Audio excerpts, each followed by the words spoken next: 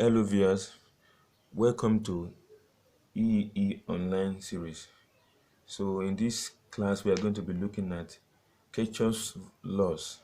So there are two laws under this particular topic, which is Kirchoff's voltage law and Kirchoff's current law. You can call it KVL or KZL or KCL.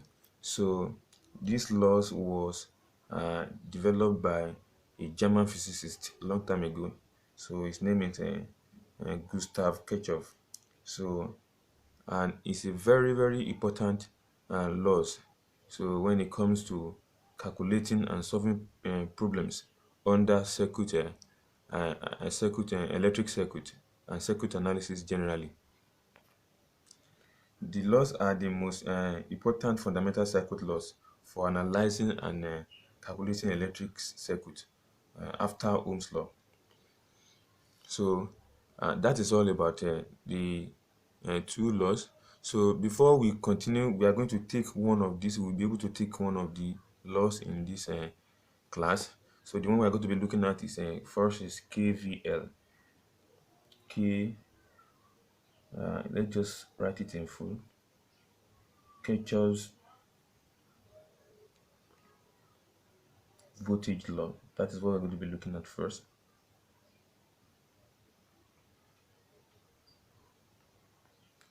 Kirchhoff's voltage.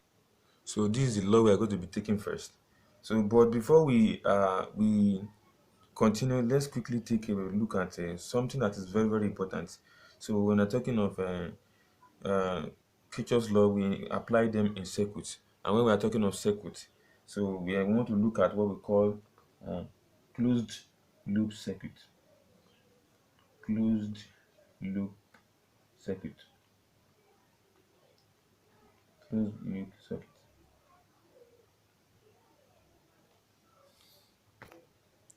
So a closed loop circuit is a conducting part in a circuit that has the same starting point and ending point. So this is an example of a closed loop circuit.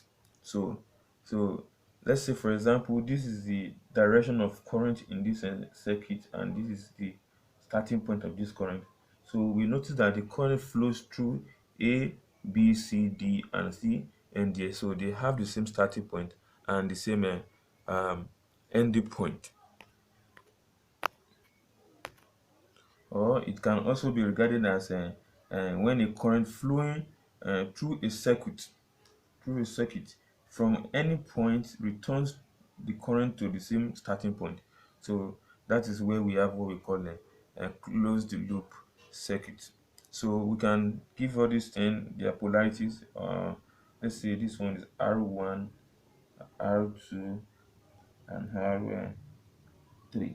So let's say this one is so this one is going to be positive, negative, positive, negative, so that we can make it a full circuit. So we are going to label this 10 volts, 10 volts. So and we can give label all the voltage as well. Let's call this one V1 to be what? 10 volt, V2 10 volt, V3 10 voltage as well. So this is an example of closed a closed loop circuit. So away from that, now we can easily move to Kirchhoff's voltage law. Very soon we'll see how KVL is applied in a closed loop circuit. So we have to move to what we mean by what Kirchhoff's voltage law. So actually, Kirchhoff's voltage law states that the algebraic sum of the voltage or potential difference along a closed loop circuit is always equal to zero, or the sum of voltages in a closed loop is always equal to zero. So this means it means sum of voltage in a closed loop circuit will be equal to zero. So that is what it means. So the voltage in KVL that we are talking about includes voltage rising from the voltage sources, which is it is an example, and voltage dropping on circuit elements or loads. So these are all the voltage that drops on the circuit element and our loads here are also part of the voltages we are talking about. So when we are talking about the algebraic sum used in this definition and the algebraic sum, so what we actually mean is that there are some voltage properties existing in a closed loop circuit. So it requires assigning a what do you call it, a loop direction. So it requires assigning a loop direction, and it could be either in clockwise or counterclockwise direction. So when we're talking about loop direction, I think we talked about that in our previous class. So in this case, let me use a clockwise direction because it is always easy and going in a clockwise direction than the anti-clockwise direction. So it is very easy because uh, so it is very very important because we need a pattern to follow whenever we are doing circuit analysis. That is why remember this can be known as just the assume direction. That doesn't mean that's the real current direction until the polarities has been correctly assigned. That is done maybe after the whole calculation has been done and the correct value of current has been gotten. So let us always bear it in our mind that uh, in a circuit there's always what an hidden polarities that we need to put or add. So and I think our previous class has already taken care of that when we did reference direct current direction and voltage polarities. So if you have not gone through the video, so please go and quick download it. The topic was reference current direction and voltage polarities. So it has already taken care of all these things. So now if you we need to apply what they call it, our KVL. Now the first theorem now we are looking at, because we are looking at KVL in two different ways now. So if we need to apply it, the first thing we are going to look at now the law, the steps that guide application of polarities in a circuit. So now this is what we have here. For the first for the first uh, KVL law here, we have assign a positive sign for V or E. So we know what V means, which is the voltage drops along the circuit, while E is the voltage that rises from the source. So it references polarity. It reference polarity and plus to negative, that is positive to negative, and loop direction clockwise are the same. So that is what we regarded as a consistency in the last topic. So which means if your reference direction must follow this line, which is from positive to negative. So if it comes from positive to negative and it's also in line with the direction of the circuit, definitely it is what they are both consistent, and that is what we have here. So which means if this one is like this, and what we are going to fix in this circuit is going to be positive here, and this one is going to be negative. This one is going to be positive, this one is going to be negative. Likewise, this one is going to be positive, and this one is going to be negative. So that we can have we can confirm the positive we have already placed in the on the load. So we said the loads are 10 volts, 10 volts, 10 volts. So to make that correlate with me, so we have to follow that line. So which is what, from positive what to what they call it, to negative. So it means if it is from positive to negative, it is having what we call what a consistent polarity with the direction of the circuit. So the same is applicable to assign a negative sign for V or E if its reference polarity is going to minus to negative to positive, and loop's direction is in the opposite. So look at this one now. So this one I have not checked into this. This one is from negative to positive, which is against what we have here. So we are going to, in this case, we are going to have something different. So this one is going to be having a negative sign because it's moving from what, negative to positive, which is against this, and the direction of this one is going to be in form of this. So let's take a look at the application further. So now let's say we are going to solve this question now. We're going to solve this question with the little information we have concerning the first method we of KVL. So if you look at this circuit now, we say this one is moving from what? From positive to negative, and it's and the law says we should apply a positive sign. So that is what we are going to do now. So now, by the method of applying KVL, so let's just quickly run that one through this place. By applying, so KVL, we have the summation of this is equal to 0. So, which is what we are going to use based on the law we have here. So what we are going to have is it's going to simply be what? Positive V1. Well, we don't need to write positive in front of it. Just write V1. So the next thing is going to be what? This one as well, from negative to from positive to negative is going to be positive V2. Likewise, this one, which is positive V3. So in case of this now, we are moving from negative to positive, which is going to be we are going to assign a negative based on the law, because it's not what, it's not following the direction of the circuit. So it's going to be what, negative E2, and the same thing, negative E1. So everything will be equivalent to what? 0, which is the sum of all the voltage equal to 0. So now let's substitute our value that we have into this equation. We're going to have our V1, which is going to be 10 plus 10 plus 10, and what is again?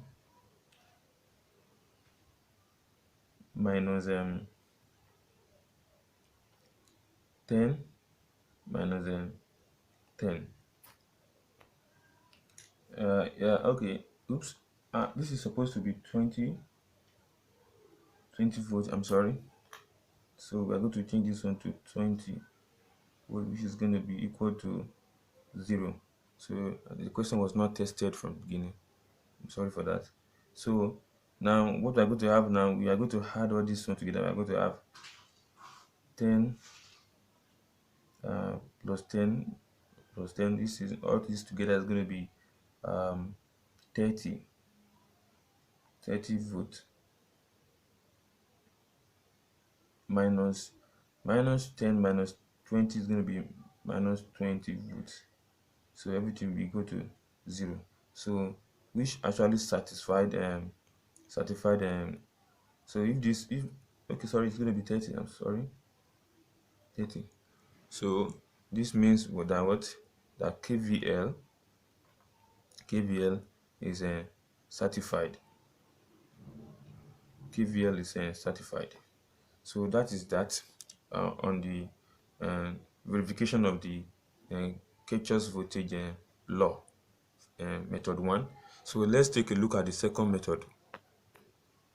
So in the case of the second approach now, we can say the sum of voltage drops around a closed loop circuit must be equal to the sum of voltage rises or voltage sources in a closed loop. So